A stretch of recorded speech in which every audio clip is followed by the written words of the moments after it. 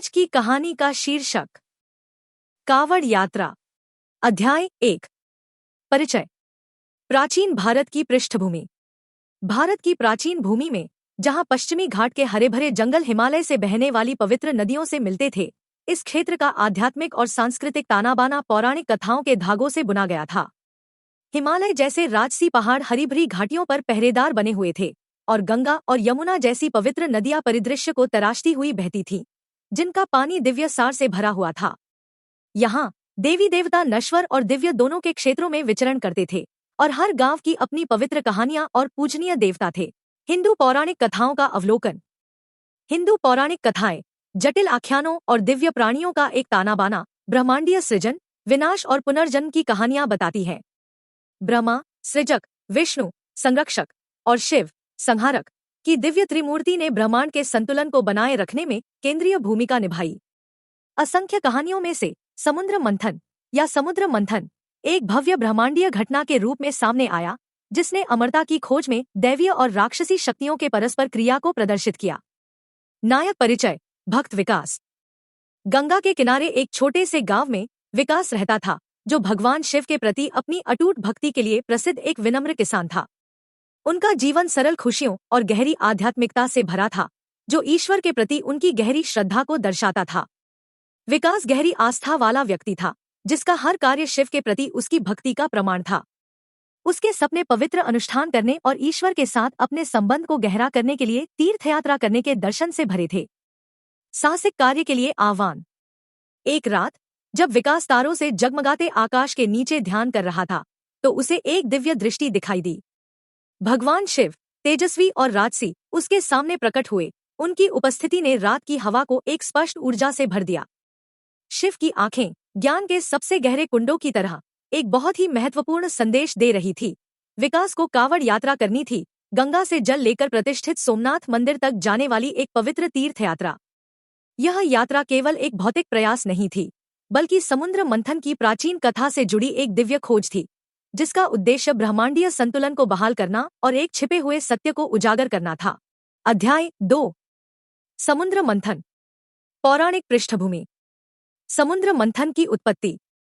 समुद्र मंथन एक भव्य खगोलीय घटना थी, जहां देवताओं, देवों और राक्षसों, असुरों ने अमरता का अमृत प्राप्त करने के लिए आदिम सागर का मंथन किया था, जिसे अमृत के रूप में जाना जाता है।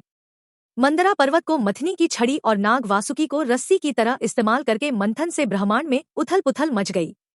विष्णु ने अपने कूर्म, कछुआ अवतार में पर्वत को सहारा दिया, जबकि समुद्र से विभिन्न खजाने और दिव्य प्राणी निकले। मंथन का महत्व। यह मंथन दैवीय और राक्षसी शक्तियों के बीच शाश्वत संघर्ष और शाश्वत जीवन की खोज का प्रतीक है। यह एक महत्वपूर्ण घटना थी जिसने ब्रह्मांडीय संतुलन स्थापित किया और सृजन, संरक्षण और विनाश के बीच जटिल संबंधों को प्रदर्शित किया। अमरता का अमृत अंततः देवताओं और राक्षसों के बीच साझा किया गया, लेकिन इस घटना ने ब्रह्मांडीय संतुलन की अंतर्निहित चुनौतियों को भी उजागर किया। कलाकृतियों का उद्भव। मंथन से बहुत सारे खजाने निकले, जिनमें लक्ष्मी, धन और समृद्धि की देवी और कल्प वृक्ष, एक दिव्य इच्छापूर्ति करने वाला वृक्ष शामिल है। हालांकि इन आशीर्वादों के बीच कुछ कलाकृतियां और शाप भी निकले, जिससे ब्रह्मांडीय व्यवस्था प्रभावित हुई और भविष्य में दैवीय हस्तक्षेप के लिए मंच तैयार हुआ। शाप। ऐसा ही एक शाप एक काला बादल था जिसने पवित्र जल को ढक लिया, जिससे पृथ्वी पर आध्यात्मिक अशांति पैदा हुई। मंथन से जुड़े इस शाप ने दिव्य कलाकृतियों को प्रभावित किया और ब्रह्मांड के संतुलन को खतरे में डाल दिया। इसने एक भविष्यवाणी को जन्म दिया, जिसमें व्यवस्था को बहाल करने के लिए एक भक्त को पवित्र तीर्थ यात्रा करने की आवश्यकता बताई गई थी। अध्याय 3। शाप और भविष्यवाणी। मंथन का शाप।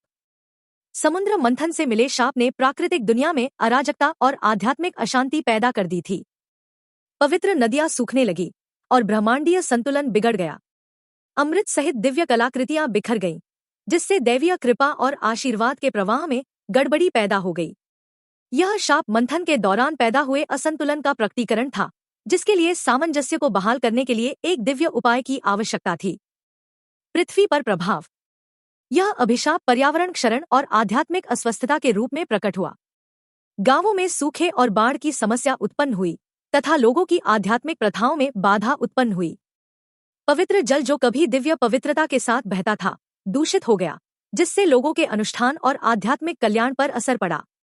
इस व्यवधान के कारण ब्रह्मांडीय असंतुलन को ठीक करने और पवित्र व्यवस्था को बहाल करने के लिए दिव्य हस्तक्षेप की आवश्यकता हुई।